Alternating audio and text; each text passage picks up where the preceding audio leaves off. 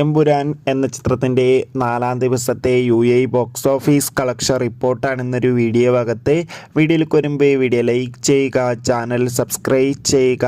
March April മാസങ്ങളിൽ അങ്ങോട്ട് ധാരാളം ചിത്രങ്ങൾ OTT റിലീസ് ചെയ്യും. നമ്മുടെ ചാനൽ ഭാഗം പരിശോധിച്ചാൽ നിങ്ങൾക്ക് ആ വീഡിയോയ്ക്ക് കാണാൻ വേണ്ടി സാധിക്കുന്നതായിരിക്കും.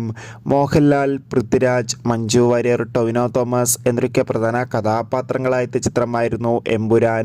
ചിത്രത്തിന് ഇപ്പോഴും നല്ല മികച്ച പോസിറ്റീവ് റെസ്പോൺസ് തന്നെയാണ് പുറത്തുകൊണ്ടിരിക്കുന്നത്.